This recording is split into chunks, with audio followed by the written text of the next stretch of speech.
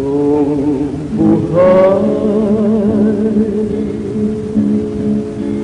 ay dakilang manunubos mula sa kanyang tubig ng buhay ang Diyos. Patong buhay ay si Kristong manunubos,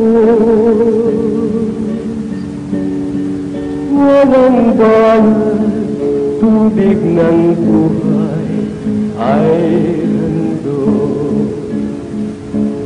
Po sa lahat ng mga nakikinig, sa aming mga magulang at mga kapatid, minsan pa po kaming mga Kristiyanong naliwanagan sa salita ng Diyos ay nag-aanyaya upang samahan sa ating pag-aaral sa banal na aklat. Tayo po'y manalangin. Ama, minsan pa po kami lumalapit sa inyong harapan.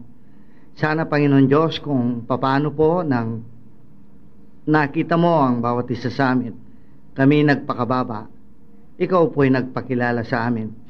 Ganyan mo po sanang makikitang kababaan para kami ay inyong turuan. Ito po ang aming panalangin. Sa pangalan ng aming Panginoong Jesucristo, Amen. Narito po ang ating kapatid. Kami nga po ang mga Kristiyanong naliwanagan sa mga salita ng Diyos, kaya nakita po namin ang dalisay na Kristyanismo. Sa English po, tinatawag itong pure Christianity.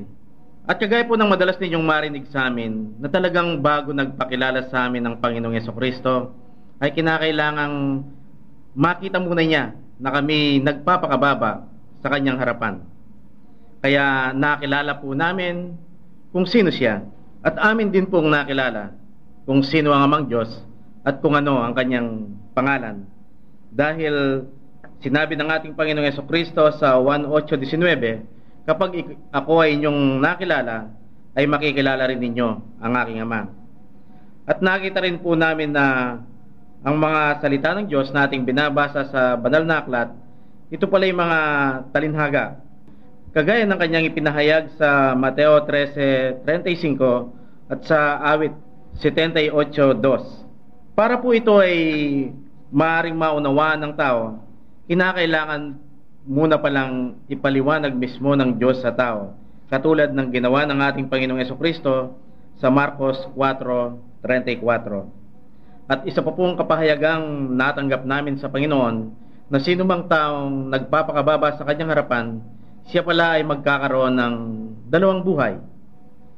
Ang isa riyan ay ang spiritual na buhay, na kung saan ang lubusang pagdedepende sa Amang Diyos, sa kanyang mga salita, paghingi sa kanyang habag, paghihintay sa kanyang pagpapaliwanag para maunawaan ang kanyang mga salita. Ang isa naman po ay ang physical na buhay, kung saan hindi naman pala dapat magdepende sa Amang Diyos. Hindi dapat hilingin sa Kanya yung kinakailangang material sa iyong physical na buhay. Kaya ito po'y nakita naming pinatotohanan ng ating Panginoong Jesucristo, nang siya'y mabuhay dito sa lupa. Wala po tayong mababasang humingi siya ng material na bagay sa kanyang Amang Diyos, kundi lahat ng kanyang pangangailangan niya, ito'y tinugunan niya sa pamagitan ng paghahanap buhay bilang isang karpintero. At ito po'y nakita rin nating makatotohanan sa naging buhay ni Pablo. Atin pong mababasa sa sinulat ni Pablo, ang sabi niya, gayahin ninyo ako kung paano ko tinularan ng ating Panginoong Jesucristo. Kaya kay Pablo po, wala rin tayong mababasang siya'y humingi ng pagkain pisikal o material na bagay sa Amang Diyos para matugunan yung kanyang mga pangangailangan yan. Siya'y nagtrabaho rin bilang tagagawa ng tolda. At isa pa pong patotoo ni Pablo, na dapat talagang magtrabaho ang isang tunay na anak ng Diyos para matugunan yung kanyang mga material na pangangailangan. Ito po ay isinulat niya sa 2 Thessalonians 3:10. Ang sabi po niya, huwag ninyong pakainin yung hindi nagtatrabaho.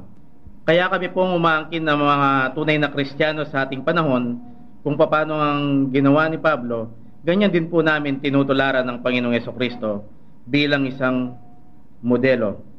Ngayon po ay kasiyahan na naman ang ating nadarama dahil muling dumating ang oras na tayo magkasama-sama mag-aral sa mga salita ng Diyos sa pamamagitan po ng pagtatanong sa Kanya.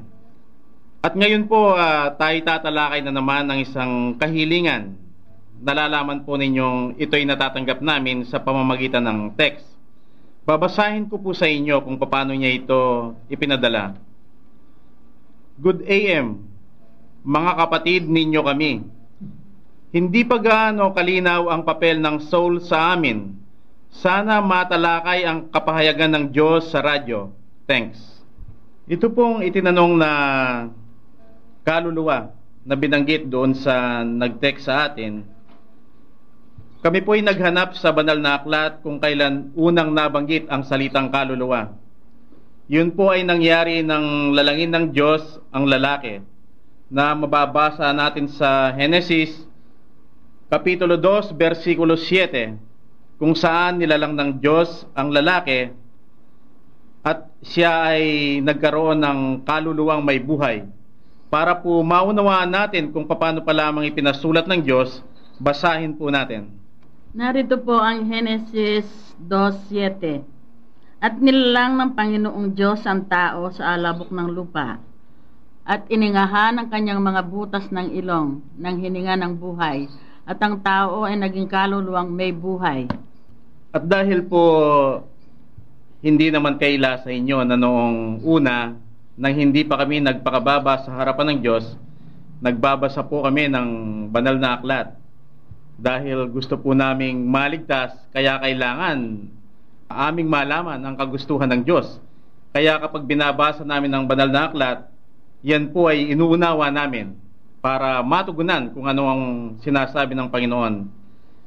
Pero kapag dumating po yung oras na tatalakayin niya ng aming mga mangangaral, kung ano po ang kanyang ipinaliwanag, yun po ang aming tinatanggap at pinapaniwalaan dahil kami po ay lubos na naniniwala noon na sila'y binigyan ng Diyos ng kakayahang magpaliwanag sa kanyang mga salita dahil sila po ay gumugol ng panahon, nag-aral sila sa mga Bible schools at sa mga seminaryo. Siya pong ibabahagi namin sa inyo kung ano ang kanilang ipinaliwanag tungkol dito sa Genesis 2, versikulo 7. Sa akin pong nagis na reliyon, ang Iglesia Katolika, ang itinuturo po sa amin ng aming mga ngaral na pari tungkol dito ay kapag ang isang tao ay namatay, iiwalay ang kanyang kaluluwa. At kung ito ay mabuti, ang ginawa niya dito sa mundo, siya ay pupunta sa langit. Pero kung siya naman ay ubod na sama, pupunta siya sa impyerno. At kung hindi siya ganong masama naman, meron siyang pag-asa mapunta sa purgatorio. At may pag-asa pa siya mapunta sa langit sa pamamagitan ng kanilang mga panalangin ng kanilang mga kamag-anak. Yun po ang natutunan ko nung hindi ko pa nakikilala. Ang mga nakasama ko pong mga Pentecostal Charismatic, ito po ang ating itatanong sa Panginoon ngayon. Ang sabi ng aming tagapagturo, tayo nga mga tao, ang sabi niya, meron tayong kaluluwa. Gaya po na sinabi ng kapatid na nauna, kung ito'y mabuti, pupunta sa Diyos. Kung ito'y masama, pupunta kay Satanas, sabi niya. Kaya walang binanggit gaya ng sa Katoliko, walang binanggit na purgatorio. Basta kung mabuti ka, pupunta ka sa langit, sabi. Pag masama ka, sa Hades ka madadala. Yun po ang narinig ko nung ako po ay kasama ng mga Pentecostal Charismatic. Narinig po ninyo ang mga kapatid na nagbahagi. Yun po, nung hindi pa kami nagpakababa sa harapan ng Diyos. Pero nang kami magpakababa na sa kanyang harapan at nakita niyang karapat-dapat ang aming kababaan, siya po ay nagpakilala sa amin. At dito din po namin nakita ang aming sarili, bagamat napakasakit, na noong panahon pa lang yun ay kami nasa ilalim ng sumpa ng Diyos. Dahil yun pala ang katumbas ng pagtitiwala sa tao na kanyang sinabi sa Jeremias 17:5. At doon din po namin nakita na ang bawat salita ng Panginoon, ito pala'y talinhaga. na hindi po pwedeng maunawa ng mga tao. Kaya ngayon po ay tayo magtatanong sa Diyos dahil ito pala'y talinhaga. Itatanong po natin sa Kanya kung ano ba ang kahulugan itong binasa natin sa Genesis 2:7. Kami po dito, kagaya ng dati, ay maghihintay pa rin sa Panginoon dahil wala po kaming personal na opinion o paliwanag na po pwedeng ibahagi sa inyo kung ano ang kahulugan nito. Kaya kung paano po ito itinanong sa amin, ganyan din po namin itatanong sa Panginoon. At kung ang Diyos ay magbigay po sa amin ng kapahayagan tungkol dito sa ating itinatanong sa Kanya, ibabahagi po namin sa inyo kung paano lamang niya ipinagkaloob sa amin. Balikan po natin itong ating binasa sa Genesis 2:7, kung saan dito sa unang linya ay ating mababasa, nang bago lalangin ng Diyos ang tao, ito ay alabok. So sa estado pong yun ng tao, wala siya, alabok lang siya. At doon naman sa hiningahan ang kanyang mga butas ng ilong, yun po ay ginawa ng Diyos sa tao. Ito po ay kapahayagan ng Diyos sa amin. Sino po ang magsasalitang itong paghinga ng Diyos sa butas ng ilong ng tao ay hindi ang pagbibigay ng buhay ng Diyos sa katawan? At sa ganyan pong kalagayan ng tao, ay kapareho lang ng mga hayop na mayroong buhay. Dahil yun pong ginawa ng Diyos sa katawan na binigyan niya ng buhay, ganyan din niya binigyan ng buhay ang mga hayop. Pero dahil espesyal po ang tao sa Diyos, meron pa siyang ipinagkaloob sa tao na hindi niya ibinigay sa mga hayop. Yun po ang mababasa natin sa huling talata ng Genesis 2:7. Ang tao ay naging kaluluwang may buhay. So binigyan pa siya ng Diyos ng kaluluwang may buhay na hindi ipinagkaloob sa mga hayop na nabubuhay ngayon. At kung magmula po dito sa Genesis 2:7, pagpapatuloy po natin ang ating pagbabasa hanggang sa Kapitulo 3, nakapaloob po doon ay ating mababasa na itinaboy ng Diyos ang tao sa hardin para mawala sa kanila yung halaman ng buhay. At atin naman pong nalalaman na yung halaman ng buhay ay sumisimbolo yon sa Espiritu ng Diyos. Kaya lumalabas po ngayon dito, nung palang lalangin ng Diyos ang tao, maliban sa katawan at kaluluwa, na ipagkaloob ng Diyos sa kanya, binigyan din siya ng Panginoon ng Espiritu ng Diyos. Iyon pala ang tinutukoy ng Diyos nang lalangin niya ang tao. Ito ay nilalang niya ayon sa kanyang wangis, na ang tinutukoy na wangis ng Diyos ay si Jesucristo. Kaya maliwanag po ngayon, nang lalangin ng Diyos ang tao, kawangis niya si Jesucristo. Kaya kung isinalarawan ng Diyos si Jesucristo bilang tupa, ganyan din pala ang kanyang paglalang sa tao.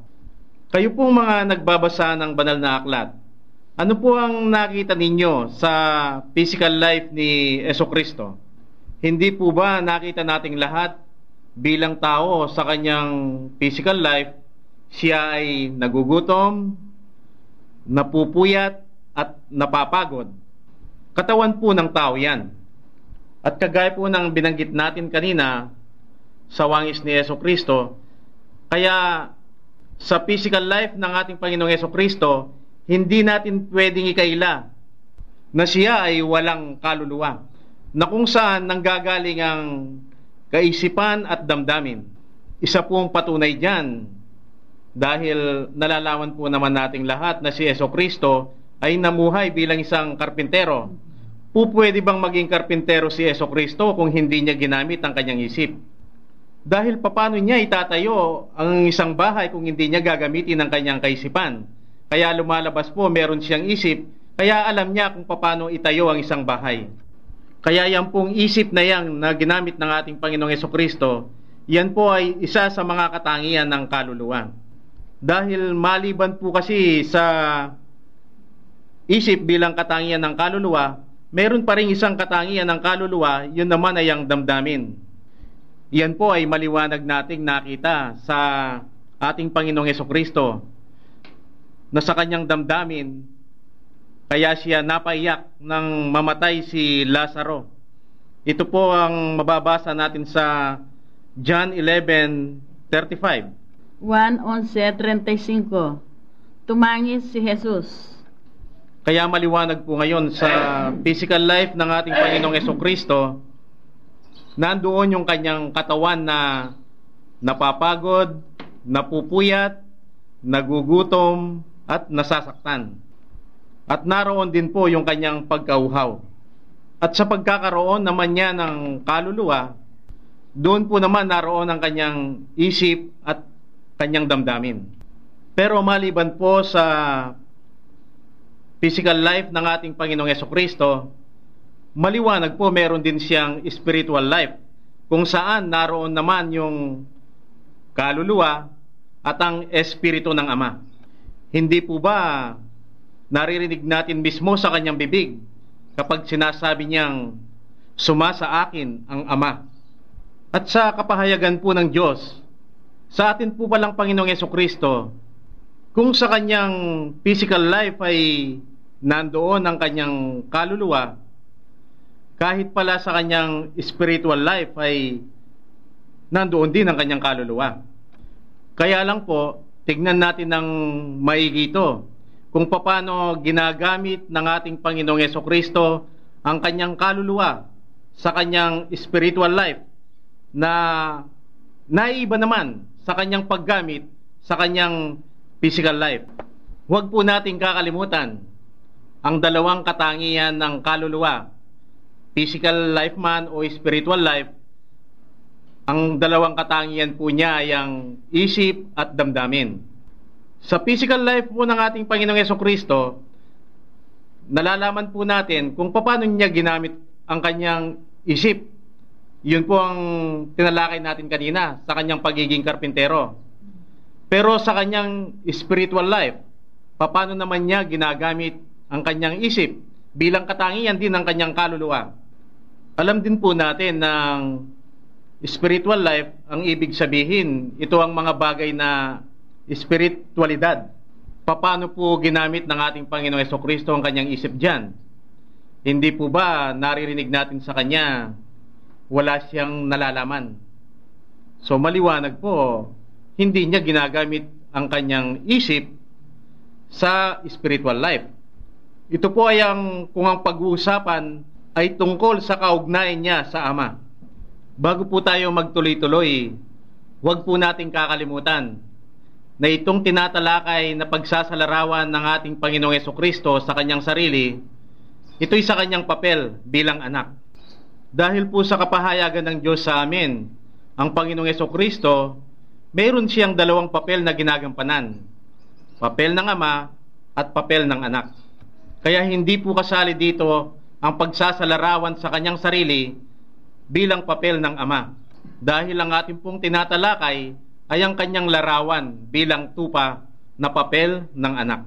At ngayon pong maliwanag na kung paano ginagamit ng ating Panginoong Jesucristo ang kanyang isip sa kanyang spiritual na buhay, lumabas nga po yung isinantabi niya. Hindi nga niya ito ginamit. Ngayon naman po, tignan natin ang isang katangian pa ng kaluluwa sa spiritual life ng ating Panginoong Jesucristo.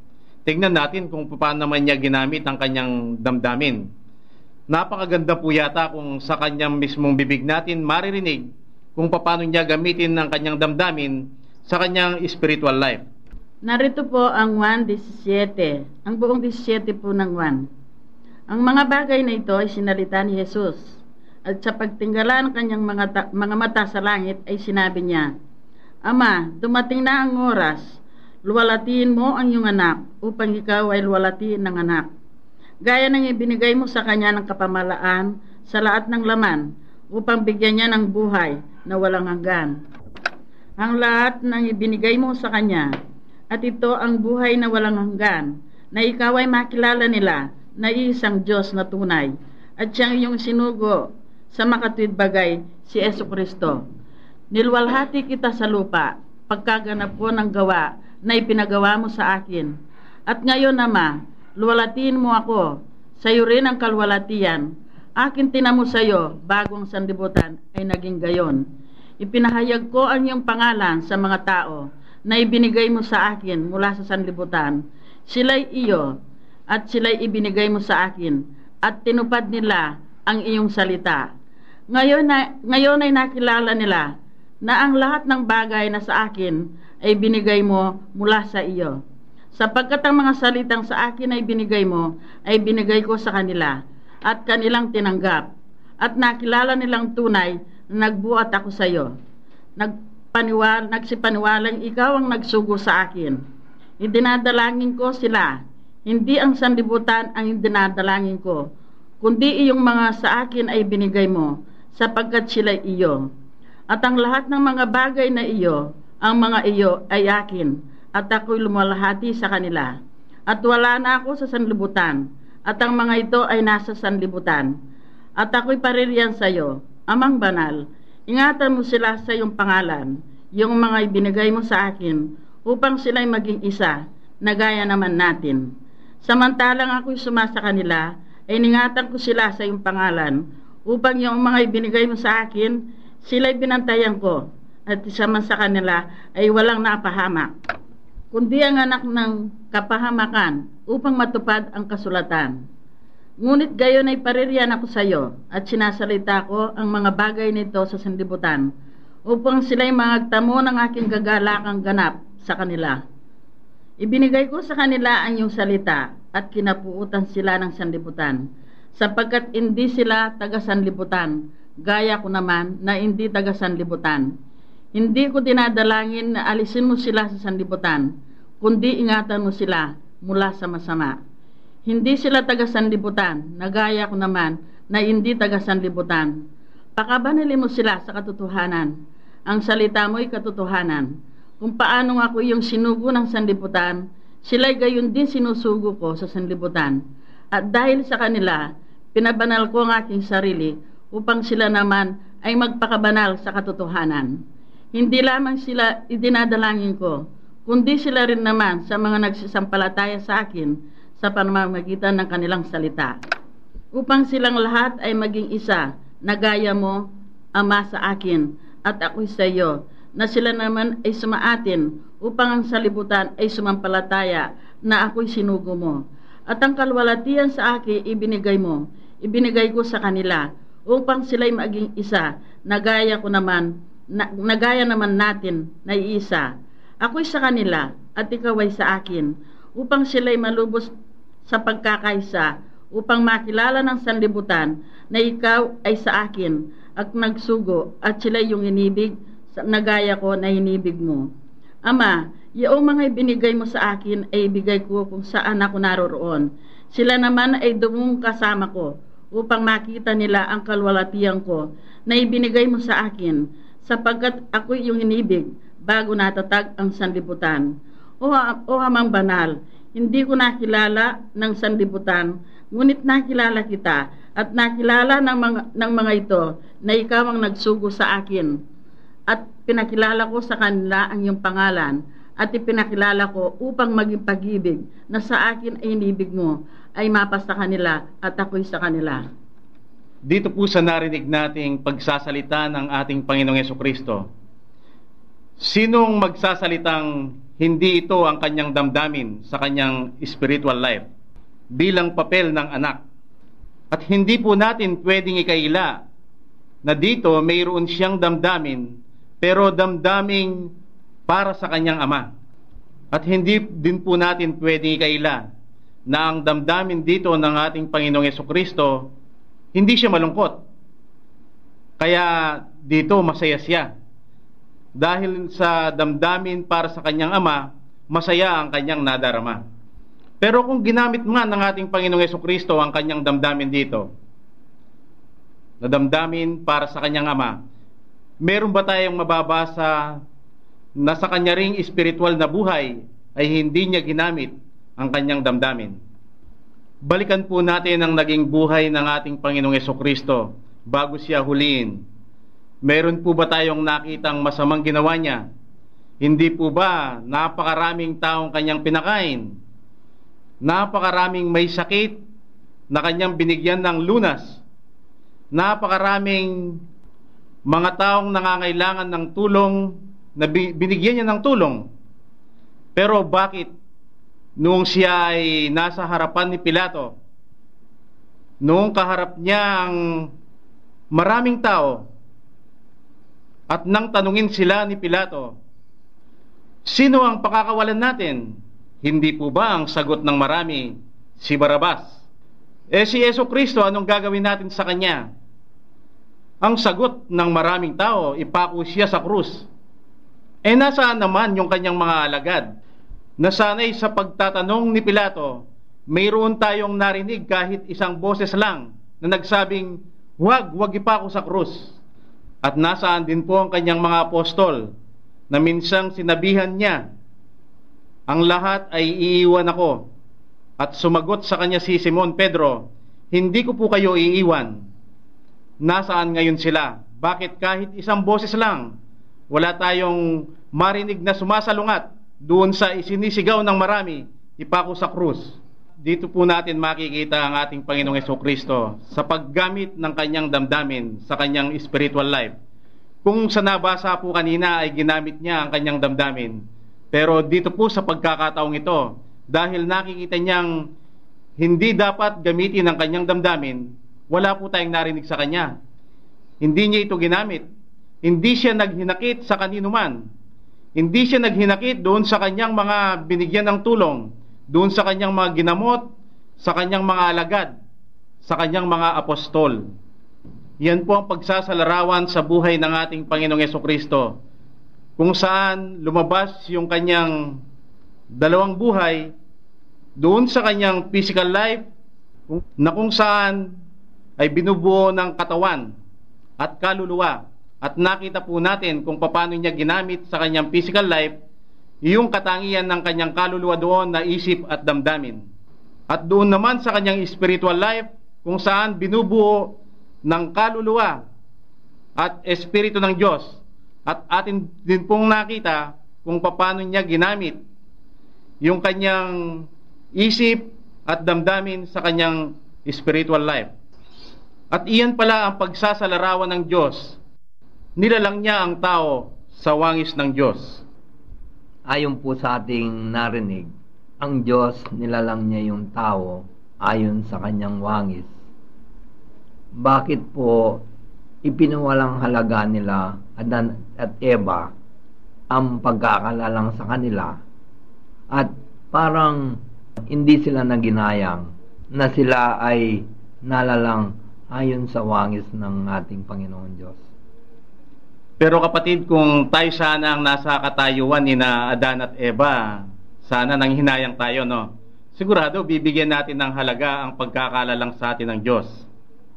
Bakit di naman natin bigyan ng daan ng Panginoon kung ano ang kanyang opinyon tungkol dito?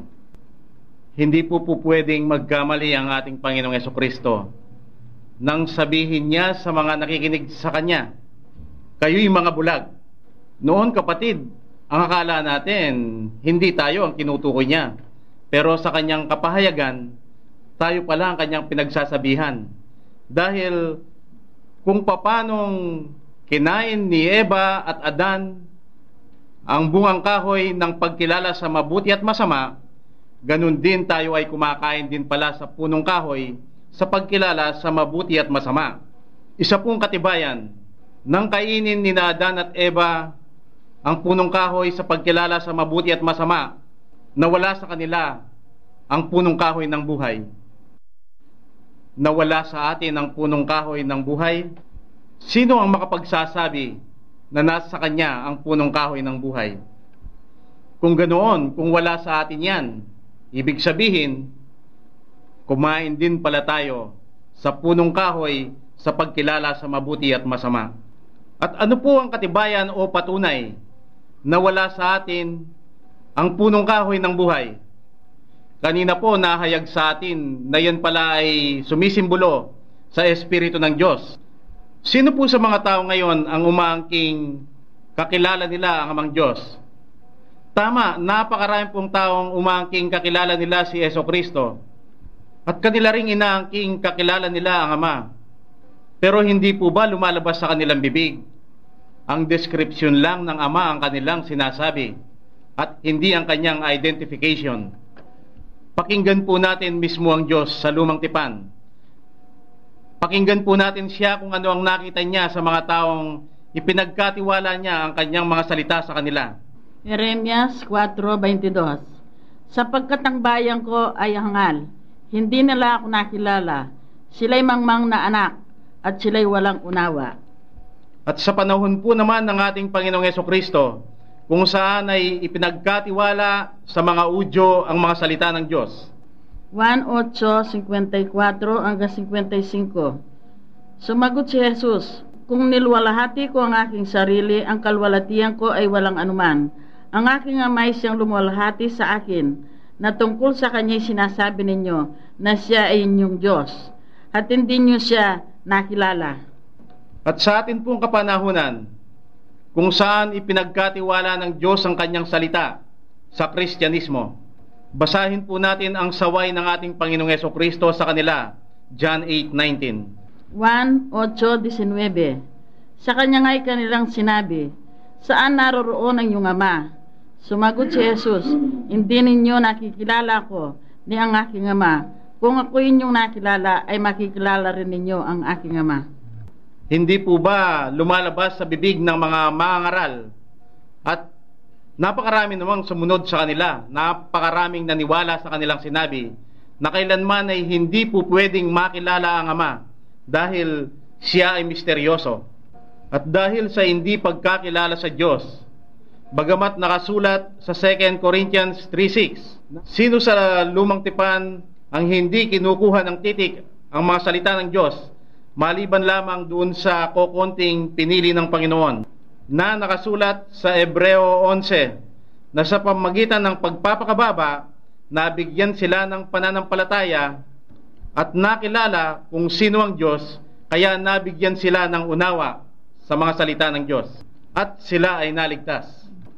At sa panahon po ng ating Panginoong Hesukristo sa Bagong Tipan, sino sa mga udyo ang hindi kumukuha sa titik sa salita ng Diyos? Maliban lamang doon sa 120 na nagpakababa sa harapan ng ating Panginoong Hesukristo, kaya nabigyan sila ng pananampalataya at nakilala siya at naunawaan din ng kanyang mga salita na hindi lang pala sa titik kundi sa mensahe na ayon sa kapahayagan ng Diyos sa kanila. At sa atin pong kapanahunan ngayon, sino sa bumubuo sa Kristyanismo ang hindi kumukuha sa titik sa salita ng Diyos? Maliban lamang doon sa mga taong nakita ang ginawa ng mga propeta at mga apostoles, at sa pagpapakababa ay nabigyan ng pananampalataya at nakilala kung sino ang Diyos, na pag-unawa ang kanyang mga salita. Sa atin pong kapanahunan, ang mga tao pong yun ay kami po yun. Kayo po ang mga saksi, kaya kami po ay nanguumbida sa inyo.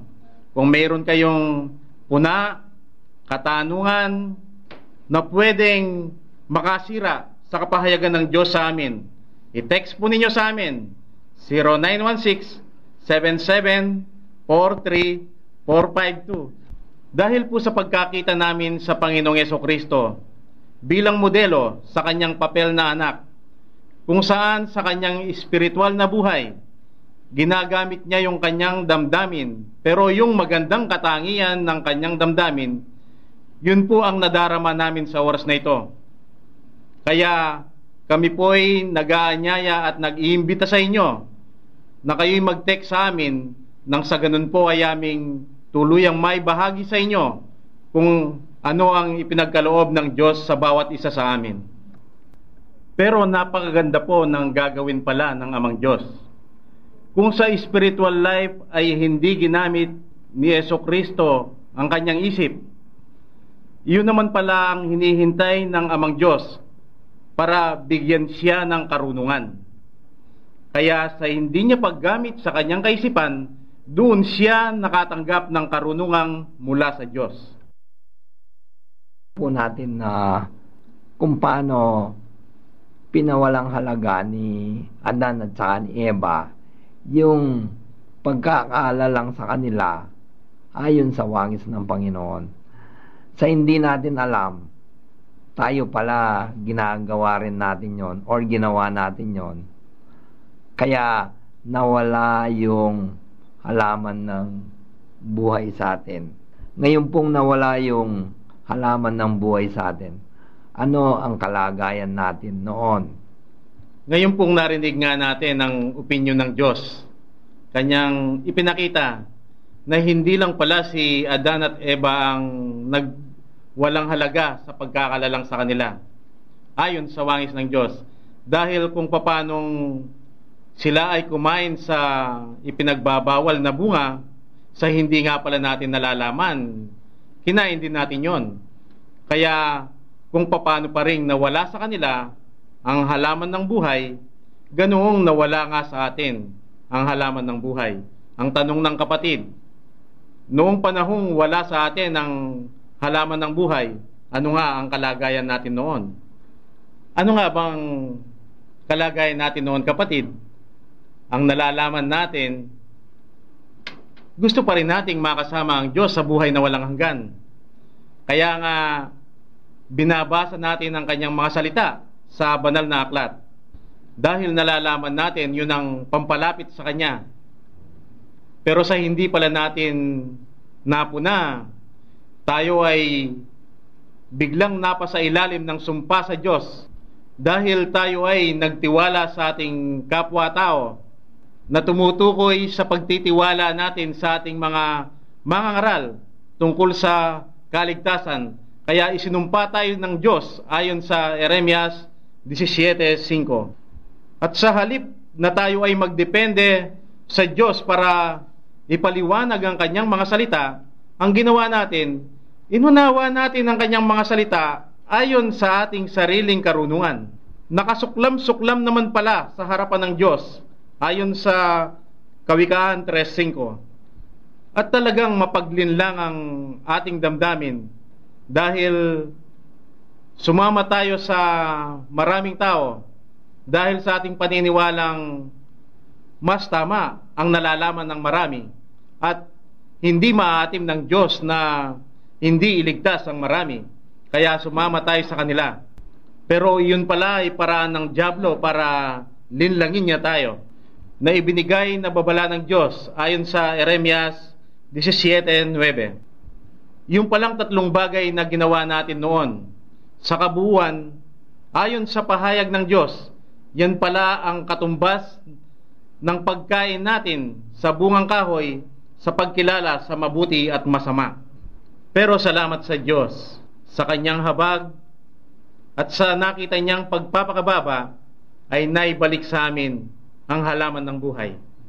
Kaya ngayon ay muling naibalik sa amin ang wangis ng Diyos, wangis ng ating Panginoong Hesukristo, kung paanong siya ay mayroong physical at spiritual na buhay, ganoon din po kami ngayon. Meron na kaming physical at spiritual na buhay. Dahil po sa kanyang papel na anak, siya ang aming modelo. Kapatid, ngayong napagkalooban tayo ng Panginoon ng dalawang buhay. Isa nga dyan ay ang physical na buhay, kung saan isa sa nakapaloob dyan ay ang katawan. Ano nga kaya ang inaasahan ng Diyos na gawin natin? Alam po natin, ang katawan po natin ay magiging malusog kung sinusunod po natin yung mga dapat na ibigay sa katawan. Katulad po ng pagkain ng tama. Kaya pag minsan po tumatanda ang tao, nagkakasakit dahil sobra-sobra po yung kinakain na matataba. Yung nakakapag-produce po ng bad cholesterol po sa ating katawan. Pangalawa po dito, yung sa mga gawain po natin, yung hindi po dapat din po sobra ng pagkagutom, pagpupuyat. Yun po dapat ang alalahanin po natin dahil gusto po natin humaba yung buhay natin dahil ito ay makakapagbigay ng kaluwalhatian sa ating Panginoon. Idagdag pa po dito, para po maging malusog ang ating katawan, kailangan din po ng regular exercise.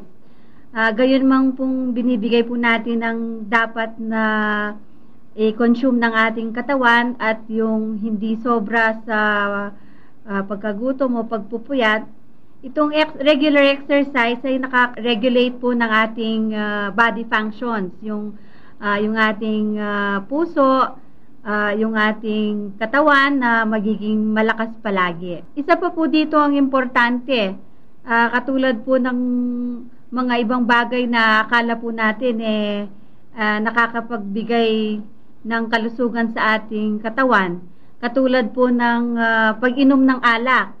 In moderation po, acceptable po. Pero yung sobra-sobra, nakakasira na po ng kalusugan yon. At saka po alam din po natin, sigarilyo ay masama din po sa katawan, kaya iwasan po natin. Ngayon pong narinig natin kung ano ang dapat makita ng Diyos sa ating katawan bilang isang bagay na nakapaloob sa ating physical na buhay. Yun naman po ang ating kaluluwa, na kung saan mayroon dalawang katangian, isip at damdamin. Ano naman ang inaasahan ng Diyos na gagawin natin? Halimbawa, sa isip muna, ano kaya ang nais niyang makita? Tungkol sa paggamit ng isip, pwede pong mag-apply ito sa economy or hanap buhay. Kailangan naman po, bilang isang anak ng Diyos, kailangan maging example tayo, or yung sinasabi ng nakasulat na maging asin kayo ng sanlibutan, na yung mga anak niya kailangan masipag at hindi tamad, na hindi lang masipag sa katawan, kundi kailangan masipag din sa isip. Kaya ibinigay na halimbawa ng Panginoon ng langgam, na ang langgam tag-araw nag-iipon siya ng kanyang pagkain para pag naging tagulan, meron siyang makain. So, ganun din po ang anak ng Diyos, na hindi siya mag-aalaswerte lang. Ibig sabihin, kailangan mag-isip ka. Halimbawa, hindi po masama yung mag-ipon ka. Para sa ganon, pag nagkaroon ng emergency, nagkasakit ka, or nangailangan ka ng pagmatrikula ng mga anak, meron kang madudukot, hindi yung hahanap ka pa sa iyong kapitbahay. Binigyan po tayo ng isip ng Panginoon. Halimbawa, yung mga anak ng Diyos, may mga bata, may middle ages, merong mga matanda. Yung mga bata, balang araw, tatanda yan. So, kailangan po medyo magtabi-tabi ka rin sa future mo para hindi ka naman maging kawawa or maging katitisuran sa iyong mga anak pag yung pagdating ng araw mangailangan ka, nagagalit ka, wala silang maibigay sa iyo. Yung pala, sila wala ring maibigay, nangangailangan din. So, sa mga middle ages, kailangan yung talagang magtrabaho ka kasi kaya pa ng yung kalusugan. Yung mga may edad naman na mga Kristiyano, halimbawa nahirapan ng magtrabaho, gamitin po natin ang ating kaisipan. Yung mga mabigat na trabaho, hindi po siguro natin kaya, pero meron trabahong kakayanin natin ayon sa kalagayan ng ating kalusugan. Yun isa naman pong katangian ng kaluluwa, ang damdamin. Ano naman ang inaasahan ng Diyos na makita sa kanyang anak tungkol sa physical pong buhay, tungkol sa kanyang damdamin? Isa pong binago ng Panginoon sa aking damdamin na yung noong hindi ko pa kilala ang Diyos, kung nagkamali ang aking anak, napakabigat na nakikita ko sa kanya yan at ako'y nagagalit. Pero ngayon po, tinitignan ko ang aking pagkakamali sa pagkakamali ng aking anak. Tinatanong ko ang aking sarili, ano ba ang dapat ko sabihin muna? O ano ba ang dapat kong ibigay na salita para yung kanyang pagkakamali ay maituwid niya? Alam po ba ninyo nang ang damdamin ko ay nakikita ko kung paano ako hindi pinalo ng Diyos. Alam po ba ninyo, unti-unti ngayon, noon sabihin ng aking mga anak ang pagkakamali ko, hindi ko tinatanggap yan. Basta ako ang tama. Pero ngayon, mula nang makilala ko ang Panginoon, kapag sinabi nila ang aking pagkakamali o pinadaan sa nilang nanay, tatanggapin ko yan.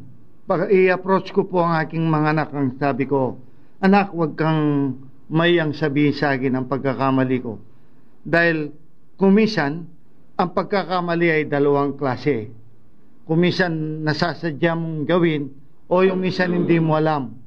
Kapag sinadya ko, sabihin nyo frankly, kung hindi ko alam, sabihin din ninyo sa akin, sabi ko. Kaya, ngayon po kapag sinasabi ko ang pagkakamali ng aking mga anak, nakikita nilang sinasabihan ko sila dahil minamahal ko sila. Noon, hindi. Galit ang nakikita nila sa akin. Kaya, iba na po ang nakikita sa akin ngayon at sinasabi nila ang kanilang mga problema sa akin. Ito pong damdamin sa physical life ng isang tunay na anak ng Diyos. Nang dahil po sa spiritual na buhay na ipinagkaloob sa amin ng Panginoon, mayroong nabago doon sa aming damdamin, sa aming physical na buhay.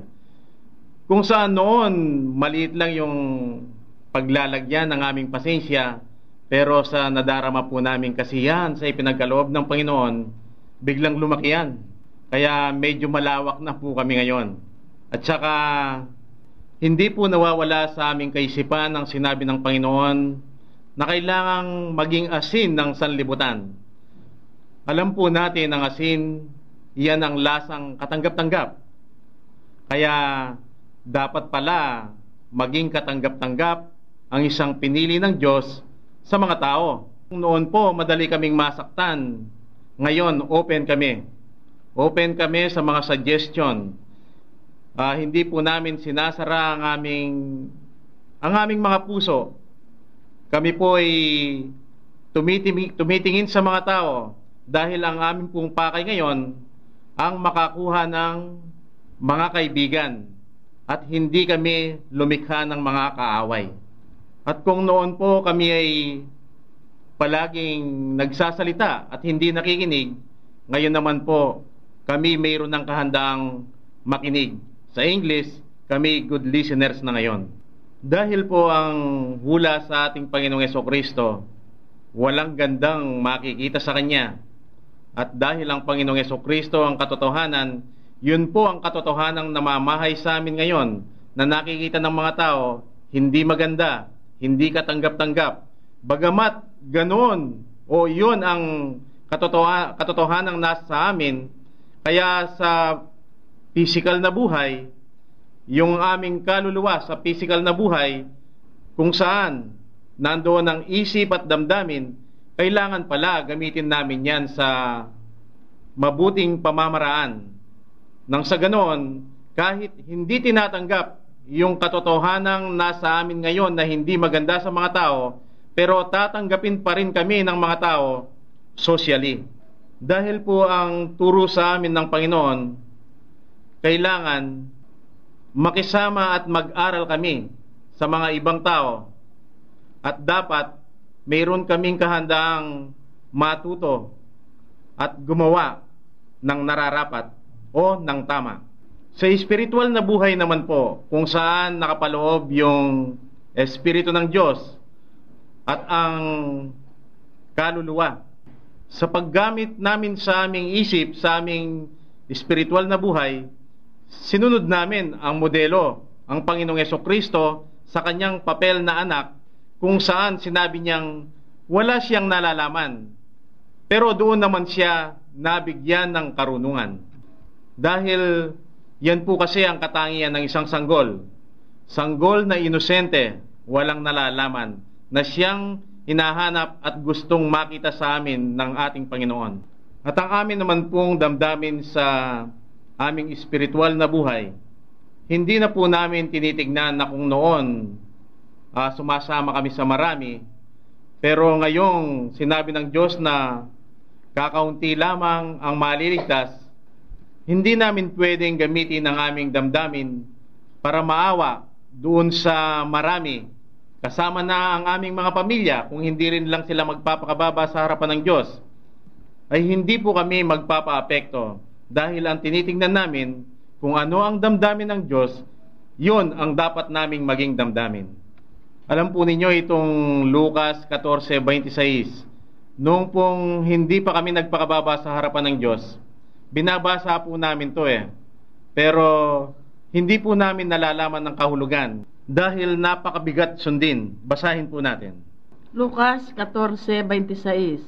Kung ang sinumang tao ay pumarito sa akin at hindi napupuot sa kanyang sariling ama at ina, asawang babae at mga anak at mga kapatid na lalaki at mga kapatid na babae, oo, at pati sa kanyang sariling buhay man, ay hindi siya maaring maging alagad ko. Yun pong nabasa ayon sa kapahayagan ng Diyos, yun po pala'y tumutukoy sa masamang damdamin ng kaluluwa na ating mababasa sa Deuteronomio 13:6. Deuteronomio 13:6. Kung ang inyong kapatid na lalaki na anak yung ina, o ang iyong anak na lalaki o babae, o ang asawa ng iyong sinapupunan, o ang iyong kaibigan na parang iyong sariling kaluluwa. Ito po sa ipinahayag ng Diyos tungkol sa kaluluwa ay lumabas ang papel nito sa aming physical na buhay, kung saan ang dalawang katangian ng kaluluwa, isip at damdamin, ay nandiyan. Ang isip, dapat pala kung papanong masipag ang katawan, ganyan din dapat kasipag ang isip. At ang aming damdamin, na kung noon ay napakaiksi ng aming pasensya, pero ngayon, dapat palang maging malawak at dapat din palang maging bukas sa lahat ng pagtuturo ng mabuting pamamaraan. At ang papel naman ng kaluluwa sa aming espiritual na buhay, kung saan nandiyan pa rin yung dalawang katangian, isip at damdamin, ang amin palang kaisipan sa aming espiritual na buhay, dapat pala magpasailalim yan sa kagustuhan ng Diyos, dahil yun ang katumbas ng sanggol na walang nalalaman. Sa ganong kalagayan, doon naman ipagkakaloob ng Diyos ang karunungan. At ang ikalawa ay ang damdamin. Unang ipinahayag sa amin ng Diyos na napakasama ng damdamin sa aming espiritual na buhay. Kaya yun ang aming nakikita doon sa sinabi ni Pablo, ako'y namamatay araw-araw.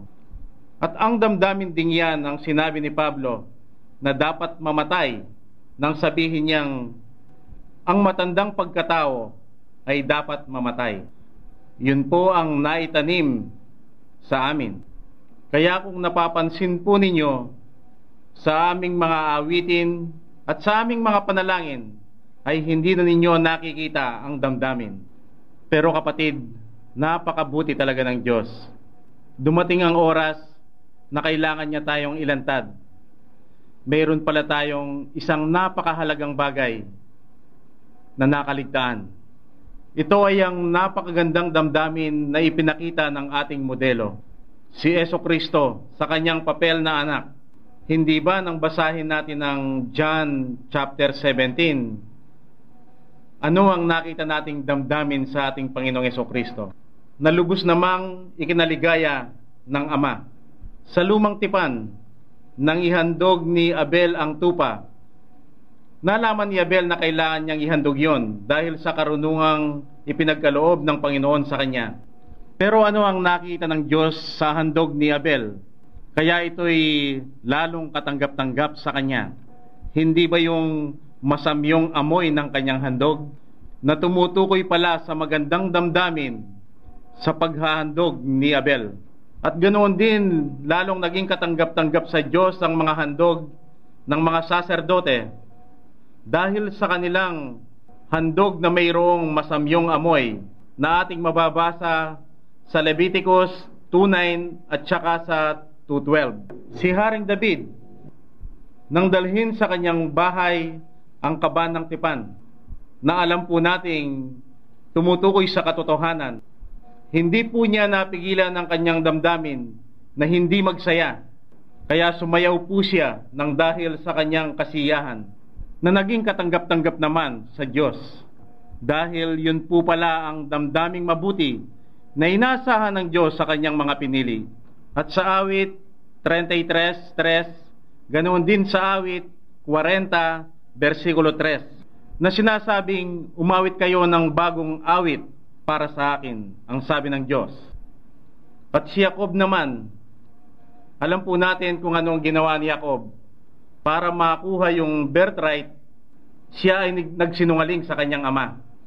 Kung titignan mo, yung ginawa ni Jacob, hindi katotohanan, pero ito'y naging katanggap-tanggap sa Diyos. Mari pong sabihin ng mga ibang nakikinig, kung ganoon, pwede rin pala akong gumawa ng hindi maganda at ito'y maging katanggap-tanggap sa Diyos. Huwag po nating kakalimutan, ang inangkin dito ni Jacob ay ang katotohanan. Kaya yung mga nagsasabing, ang aming damdamin ay katanggap-tanggap sa Diyos? Ang tanong po dyan, gusto ba nila ang katotohanan? Kaya mga kapatid na nagtanong, ayon sa kapahayagan ng Diyos, hindi ba napakalaki ng ating naging pagkukulang? Hindi ba ipinakita ng Panginoon sa atin, sa ating fellowship kapag tayo kumakanta at nagdadasal? Nakikita ba ng Diyos ang kanyang inaasahan? Katulad ng magandang damdamin ng ating modelo, nang siya ay manalangin. Yun ang nabasa natin sa John chapter 17. Kaya hindi na tayo magtataka kung patuloy na may laban sa atin ang Diyos, ayon sa Revelation 2:2 hanggang 4. Revelation 2:2 hanggang 4. Nalalaman ko ang iyong mga gawa at ang iyong pagpapagal at pagtitiis, at hindi mo matiis ang masamang tao, at sinubok mo ang mga nagpapanggap na apostol at sila'y hindi gayon, at nasumpungan mo silang pawang bulaan, at may pagtitiis ka at nagbata ka dahil sa aking pangalan, at hindi ka napagod.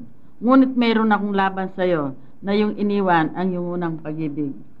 Dito po sa nabasa, hindi po pala sapat nakasuklaman ang kinasusuklaman ng Diyos. Ganoon ding hindi sapat ang pagpapagal at pagtitiis, at hindi rin sapat ang gumawa. Bagamat ang tatlong magandang katangiang yan ay taglay na natin, ay patuloy pa rin may laban sa atin ng Diyos. Ang sabi nga niya, iniwan mo ang iyong unang pag-ibig. Yun pala ang ating nakaligtaan, dahil yon ang tumutukoy sa magandang damdamin. Tayo po ngayon ay magpasalamat. Panginoon Diyos, maraming pong salamat at ipinakita ninyo ang aming kaluluwa sa aming physical na buhay kung ano ang mga katangian nito, na dapat pala ang aming isip ay gamitin at maging masipag. Ganon din ang aming damdamin. Dapat din po palang maging bukas ito sa lahat ng tamang pamamaraan. Maraming pong salamat, ipinakita ninyo ang aming kaluluwa sa aming espiritual na buhay, kung saan dapat magpasailalim ang aming isip sa inyong mga salita, nang sa ganoon kami makatanggap ng karunungan manggagaling sa inyo. At ganoon po ang aming damdamin. Bagamat nakita namin noon na hindi namin dapat gamitin, ngayon ay inyong inihayag sa amin na mayroon palang magandang damdamin na kailangan ninyong makita sa bawat pinili ninyo. Ito po ang aming pasasalamat sa pangalan ng aming Panginoong Jesucristo. Amen. Di na ako papayag na mawawala pa sa katotohanan aking nalaman.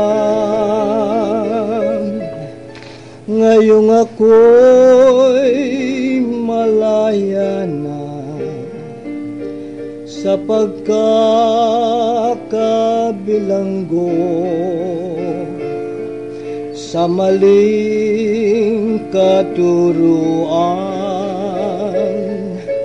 kay payapa ng buhay. Ngayong kilala ko na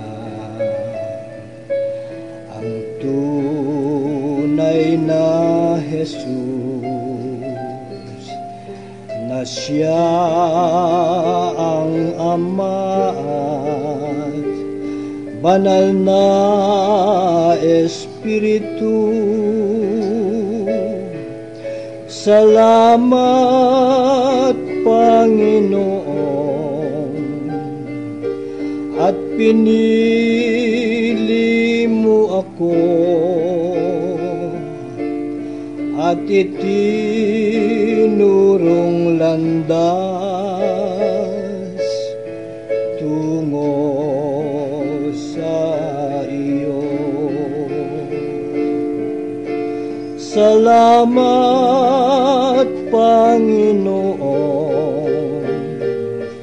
at pinili mo ako at itinurong landas